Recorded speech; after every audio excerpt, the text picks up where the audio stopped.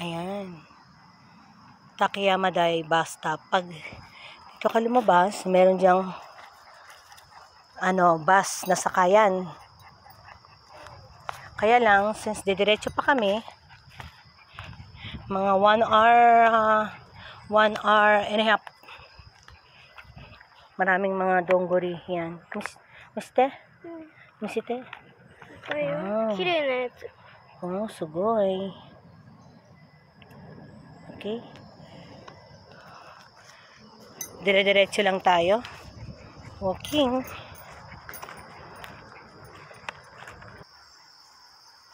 Yes. Itay. Ayan. Ayan ko naman yan. Relaxing. Ayan, daming oxygen dito. Ayan. Dire-diretso yan. Kore wa te shinai. Kore, on. On natte deしょ? Hello, good afternoon. Here at Takiyama. Ayan. Isagot tayo ng fresh air kasi pahinga tayo ngayon. Walang trabaho at syempre wala din pasok sa school. Kaya walking time. Kita mo? Kita mo. Look, taas mo. Sa taas. Yan. Samahan niyo ako mag-walking.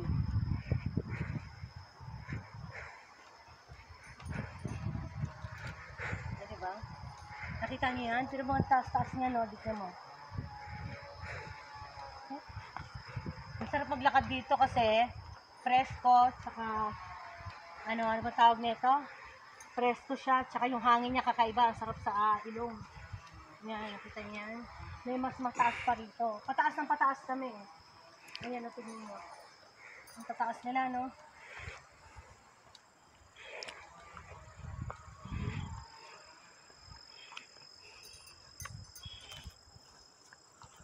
Ne.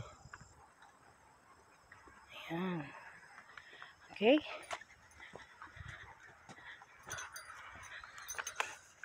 Pakyat tayo ng pakyat. Ne, sasariro ne, kani. Ang daming lamok. Ayan, di ba? May nag-aalaga kasi dito eh. Tapos, pwede kang dumaan dito. May daan dyan, papuntang Komiya, Cebu, Takiyama bus stop. Ayan, pwede ka rin dumaan dito, dire-diretso. May daanan din yan, pababa. Sakay ka ng bus. Kaya lang, hindi pa naman kami uwi, dire-diretso. Ayan, ang lalim yan, oo. Pwede ka rin bumaba dyan. Pag kaya mo, ayan. Di ba? Ang tataas. Di ba?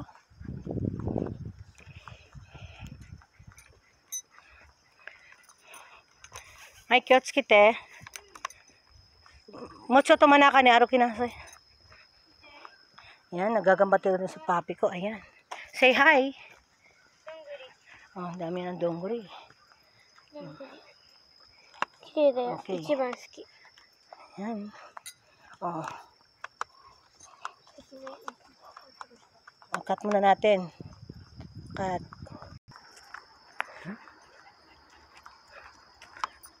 Tuloy-tuloy lang tayo sa paglalakad.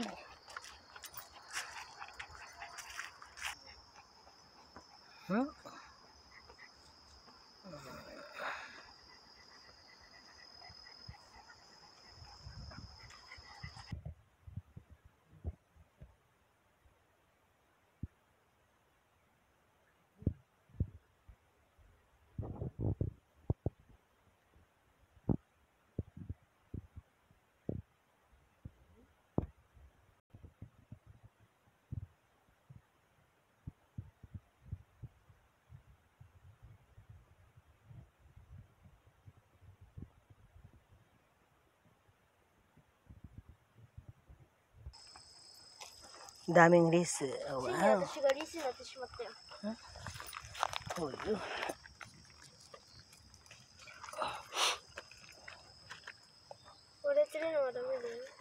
Oh, pagkain ng ano yan, ng rice.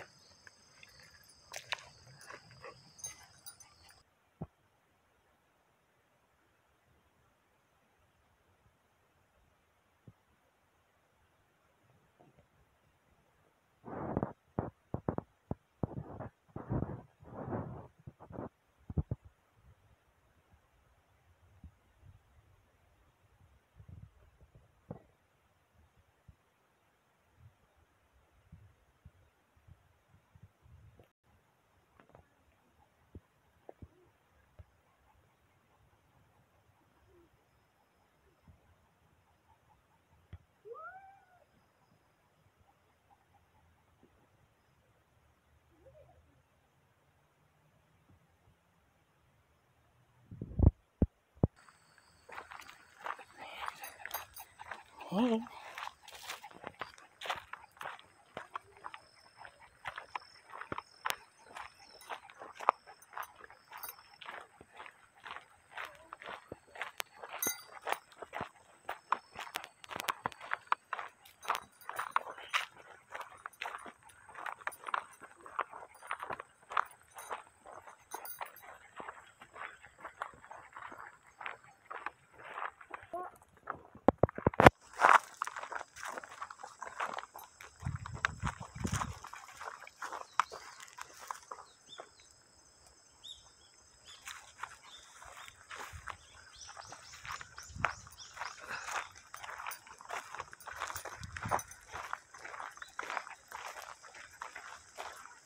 Yan, nakikita na natin yung ano.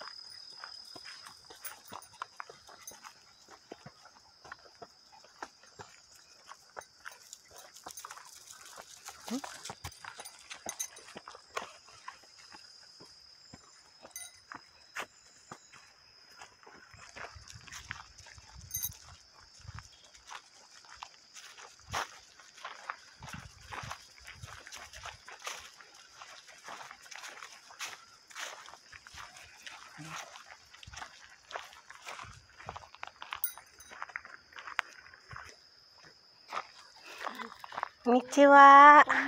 Konnichiwa.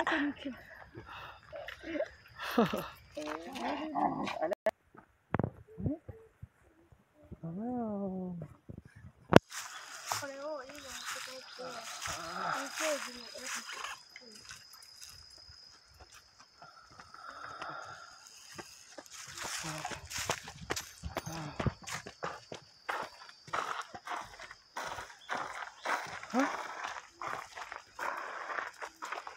Tayo, ayun yung nilakad natin.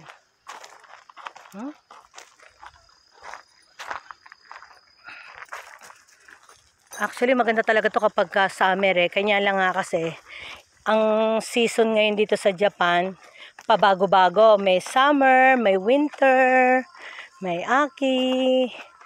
Pag summer talagang buhay na buhay yung mga dahon na yan. Gawa ng, siyempre maaraw, kulay green. Tsaka fresh na fresh yung mga dahon. Ngayon kasi magtataglabing na, malapit na ulit mag-winter. Kaya parang medyo namamatay na yung mga halaman. Yung iba nagbabrown na, yung iba nalulugas na. Siguro mga December, wala na lahat ng mga dahon na to. Tapos pagdating ulit ng summer, tsaka na naman ulit sila tutubo. Ayan. Oh. Umpisahan na. Ayan. Ayan. Tapos, saan tayo dito? Yan. Diretso tayo.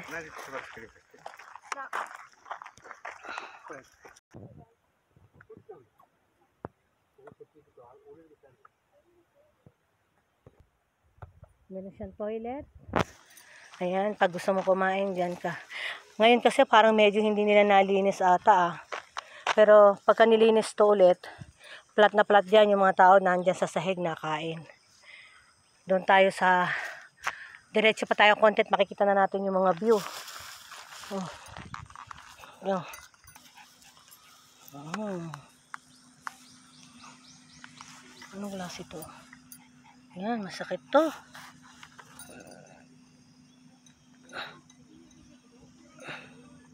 Nakakatusok siya.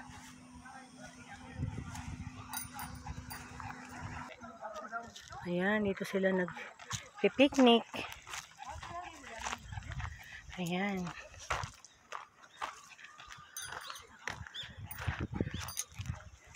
Anyway guys, makikita natin yung mga hi. Ayan. Ayun na yun guys. Makikita nila yung mga views. Ayan.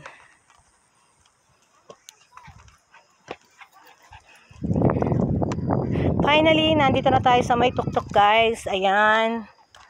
Yan yung mapa. Ayan siya. Ayan yung Tokyo. Ayan guys. Nalakad ko na lahat yan. Nakarating na kami doon. Doon, narating na namin yon.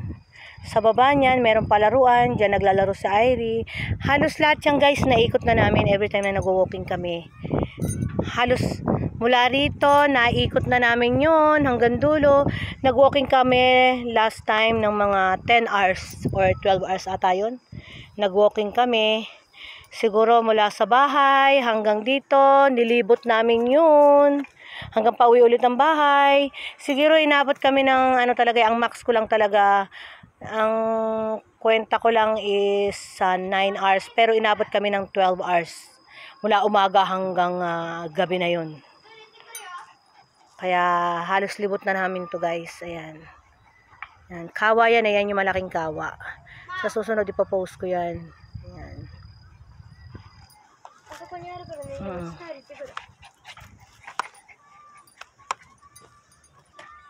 So pahinga muna tayo guys. Pahinga muna tayo. At napagod tayo kakalakad.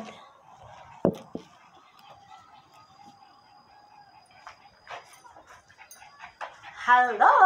Ayan. So, nakapaglakad kami ng mga 1 oras na mahigit.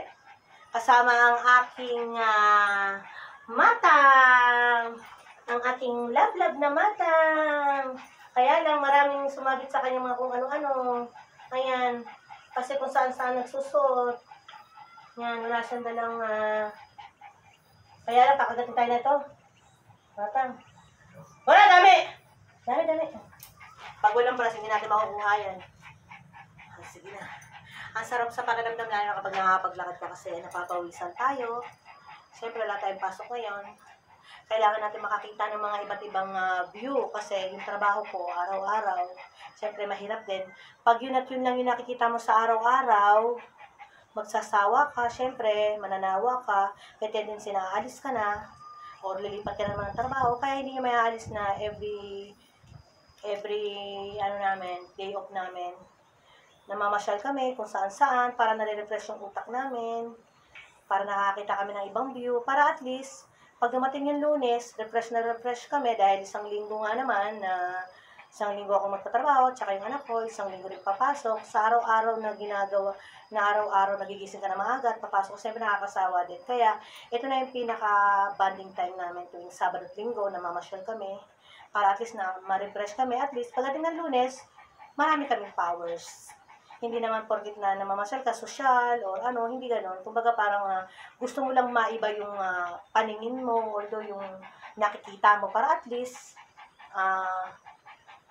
yun nga, ma-refresh ka, tsaka magkaroon ka ng energy na panibago para i-reserve mo yun pagdating ng Lunes. Dahil 1 linggo ka na masasabak sa trabaho. Pagka ganun kasi ng ganun yung ginagawa mo sa buhay mo na linggo-linggo, nagtatrabaho ka, ay magsasawa ka. Kaya, eto, sagap-sagap ng hangin. Ayan. Sagap-sagap ng hangin. Para at least, ma-refresh tayo. O, sige na. Medyo mahaba na tong video ko na to. Magbababay na ako. Babush! Ayan.